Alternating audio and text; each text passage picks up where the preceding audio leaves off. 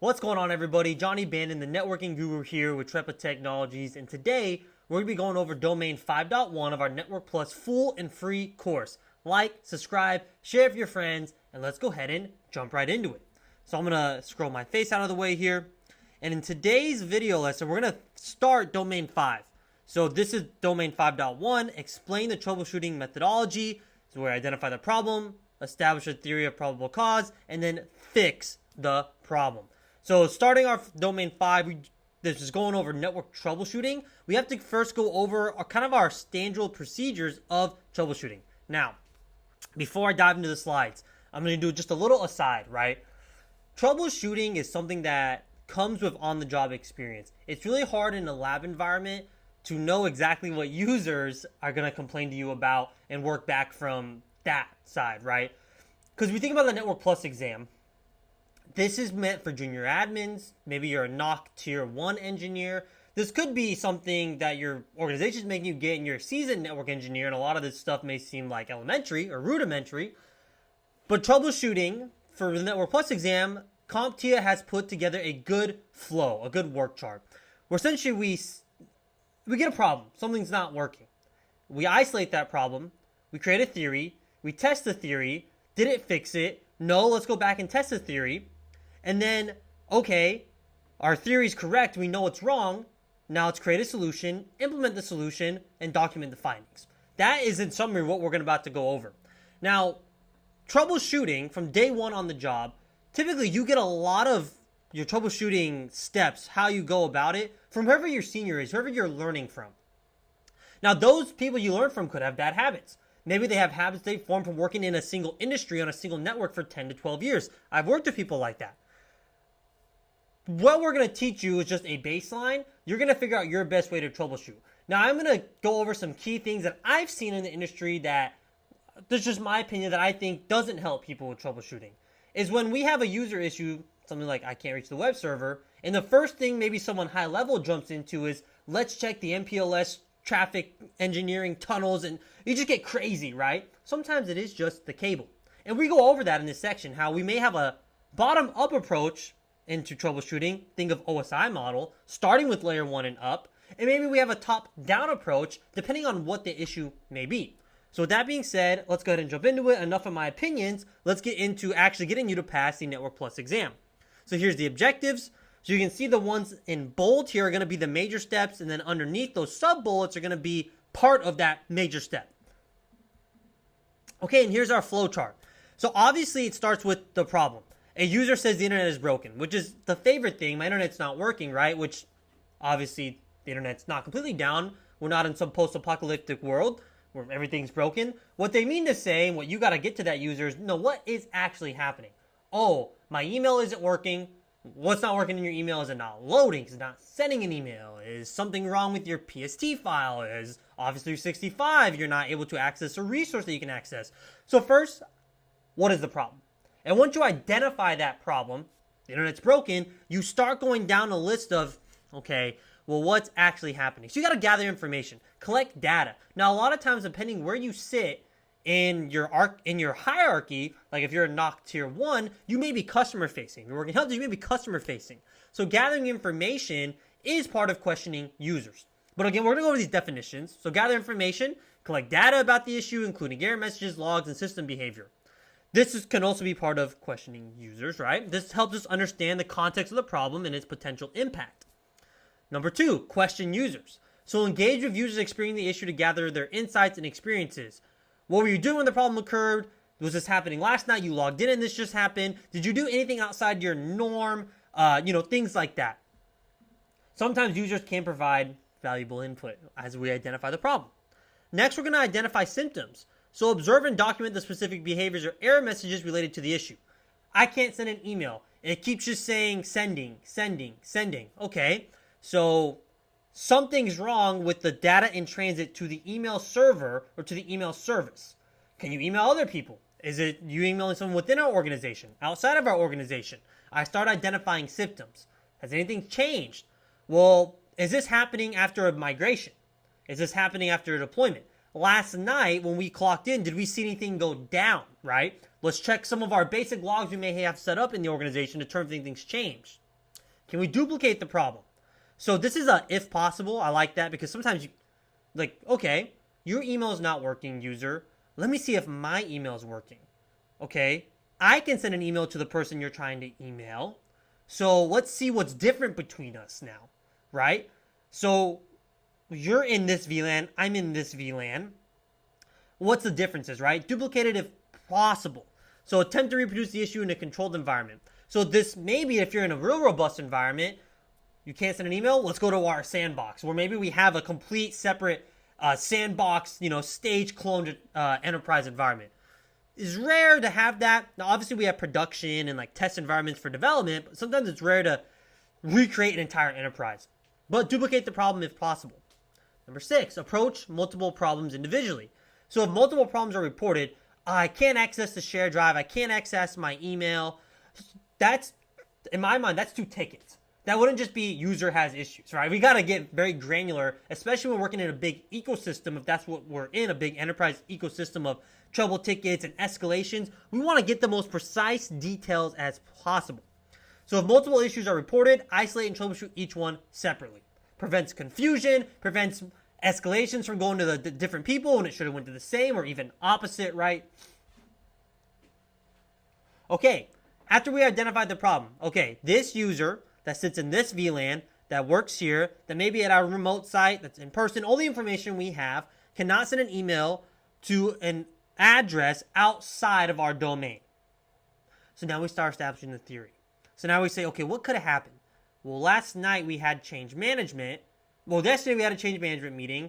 There's a maintenance window put in, and actually we were doing some updates to the Exchange server, which again, everything's Office 365 cloud nowadays, so maybe they were doing changes in the cloud, right? Into our Office 365 tenant. So establishing a theory involves formulating potential explanations for the problem based on gathered information and symptoms. So question the obvious. Don't assume that the most apparent explanation is correct. Investigate all possibilities. So this is when we talk about like our top-down, top to bottom or bottom to up approach. So if a user's saying they can't send their email, and then we say, well, can you get on the internet? Can you hit this site? No, I can't hit that either. They're worried about their email because maybe they're a salesperson. Maybe they got to get this email. It's very important to make a sale. But if that's the case, we're like, so pretty much nothing's working on your computer. You just call us about email. Well, I'm going bottom up. I'm saying, is your cable messed up? Did someone step on that cable? Did someone mess with the wall jacket? I don't know. Did something fall on it? I'm going bottom up. Now, maybe it's better to start from top to bottom. If we know that we did a upgrade, a migration to like our call manager and someone's phone isn't working, and we just did that migration, and after the migration everything went down, I'm not going to ask users check your cable. I'm probably going to start at the call manager, right? Was there certificates that expired that didn't come with the rollover, things like that. So sometimes it just depends. Another thing we want to do is maybe divide and conquer. Break down the problem into smaller, more manageable parts and tackle them individually. Okay, let's replace the cable. Okay, it's replaced. Boom. Still not working? Okay. Read off me the wall jack, what it says on that little sticker. Okay, so it says 24 port, COM 1, floor 1, building 123. Oh, let me look at my network diagram. Okay, that user's computer is hanging off this switch in this comms closet. Let me bring up secure CRT. I have that saved in my secure CRT. Double click, let me get to that switch, show log. Has anything changed? Okay, I do see that an interface flapped. I see an interface is there disabled. What's going on here? And you start breaking it down, right? Depending, bottom up or top to bottom. Typically, when you're at like a NOC level 1, you're tier 1, it's usually bottom to top because when you're dealing with users individually, like it's one-off problems. If there's a major outage, we already know at the highest level there's a major outage in an environment. So at the engineer level, we'll like, major outage, are we going ISP first? If it's email, if it's a collaboration tool, we might hit that service first. And from the network engineer perspective, we want to just make sure that there's no changes, ACLs, anything like that. We're blocking it. So major outages, we typically already know. And more than likely, that's top to bottom. With 200 users, what I've seen in my experience, it's more bottom to top, right? Okay, now, once we establish the theory, okay? We established our theory. Now we need to test it. Now we need to test the theory. Hey, I do believe that in that maintenance window, our upgrade of the call manager certificate that was expired on it didn't roll over. Like, so now our phones can't reach out via TFTP to the call manager, whatever reason is they're not connecting, right? I'm going to go grab a phone. I'm going to configure the voice VLAN on my switch in my lab environment. And sometimes that's just, hey, we have a closet we do like tests and upgrades on. I'm going to plug it in to that switch on that voice VLAN. No interference, right? It's still not working. Okay? Let me roll back to my standby call manager. Now, it's never this simple. I'm just trying to give examples. And let me point that phone to that backup one that maybe we don't use, that's on the older version that we're not using anymore. Oh, it came up. That was our theory. Our theory is confirmed or it's not confirmed, okay? If the theory is not confirmed, then we start all over again when we establish a new theory. So you can see here, when we test the theory, if it's confirmed, yes, my theory is correct, then I move on. I'm like, cool, now I know how to fix it. Let's come up with a solution. Let's implement it. Let's document it. If it's not confirmed, we head back to establish a theory. Like, hey, that theory didn't work. I'm a junior. I don't know what I'm talking about. Let's escalate it. I need to figure something else out. This ain't working. So if it's confirmed, we move on. And that's what we like. If we're troubleshooting, if there's an outage, if something's not working, we like our theories to be correct the first time so we can get things up and running again. Remember, we're there to make the business profitable. If something's down, we're not doing our job. So yes, the theory is confirmed. Now what do we do? So it's confirmed. So now we establish a plan of action to resolve the problem. So, hey, I know what to do. I have to roll back the call manager for now, and then we're going to put in another maintenance window and do our test in a more controlled environment before rolling out and heading home this time without doing any checks, right? So we establish our plan of action. We say, I'm doing this, the team's doing this, here's the timeline to get us back up, here's what we need. We address this to our director, they address it to the stakeholders, boom. We identify potential effects. So if we do this, our systems are going to return to normal, okay? Negative effects. We have to put in a maintenance window. Sorry, we have to do. If we don't put the maintenance window in, users may mess up what we need to do to actually fully fix it. So we may have some downtime. So we establish our plan of action. Then we execute the plan. We implement the solution. We're going to roll back, make sure everyone comes back up. We're going to go down the department list, go to the department heads. Everyone's phone's working. They're going to give us an up. Cool, it's working. We're going to monitor our call manager, make sure that there's any one-off issues, and that's where we get the users like, hey, the marketing department, 10 out of 11 came up. We have one issue. Let's go over there. A user tried to troubleshoot himself and deleted our ITIL file, tried to factory reset it because they Googled something because they needed to make that call. That sucks. Now we got to give them a new phone or whatever that case may be. We monitor the results, okay?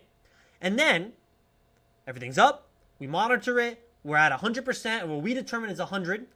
We can document what happened, what went wrong, and that documentation helps us for the next implementation if it's something we messed up in a migration, or it helps us make sure this doesn't happen again if it's just a one-off error with the user, or, well, actually, we always do this, and we put that in a central knowledge base for the whole team, the whole IT operations team. If you see this, I use something like Confluence, Jira, ClickUp now, my personal company, where we can easily find that issue and look at what the user said, or look at what the user said was the issue and our fix for that. So when that ticket comes to our help desk again, they can look through and say, is there a fix for this already before I escalate? So then none of that works, right? Now, obviously, this is kind of a one-off thing. Let's just say you need to escalate it.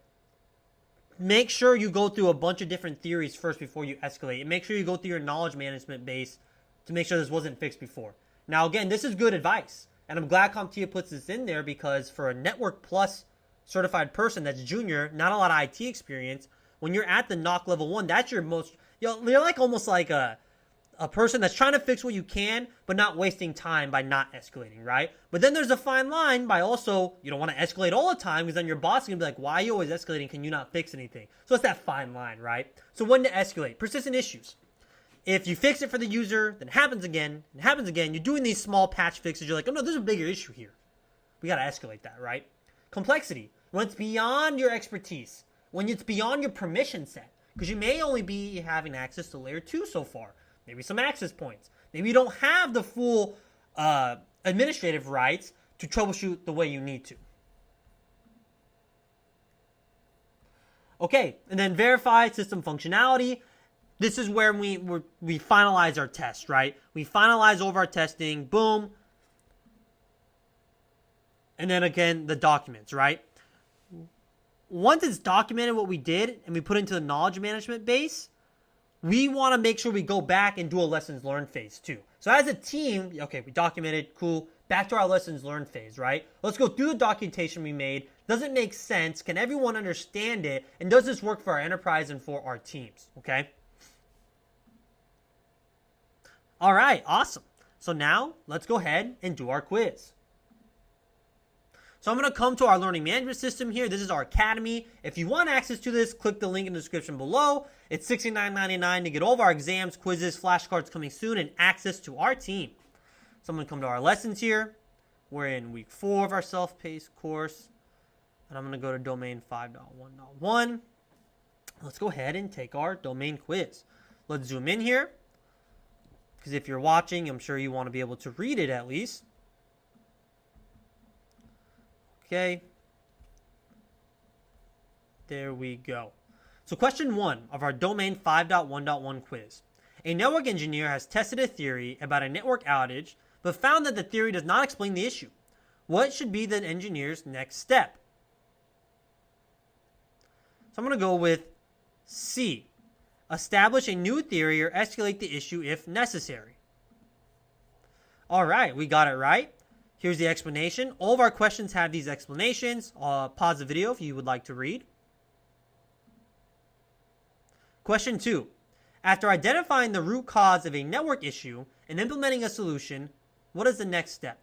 So we did an RCA, root cause analysis of network issue, and we're implementing a solution. That is going to be A. Verify full system functionality and implement preventative measures. And that's part of our lessons learned phase, a documentation phase. Explanation here, if you would like to pause and read. Question 3. Why is it important to duplicate the problem during troubleshooting process if possible?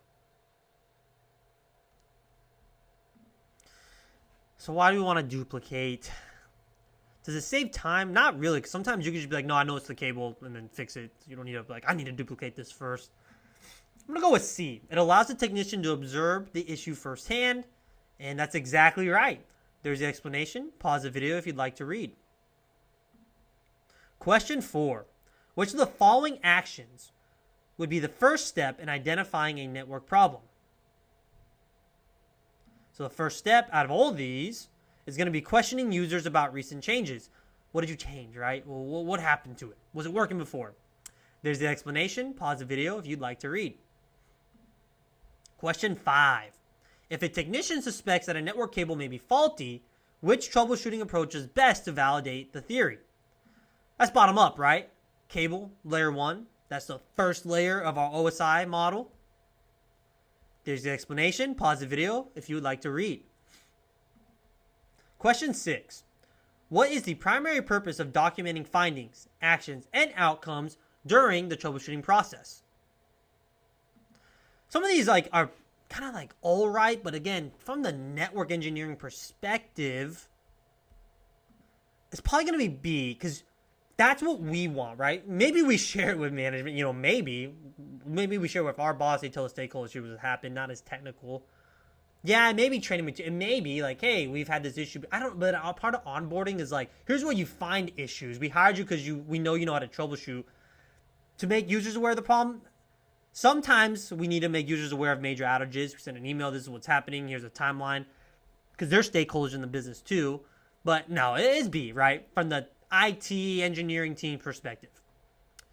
To create a reference for similar issues in the future. There's the explanation. Take a moment to read if you would like.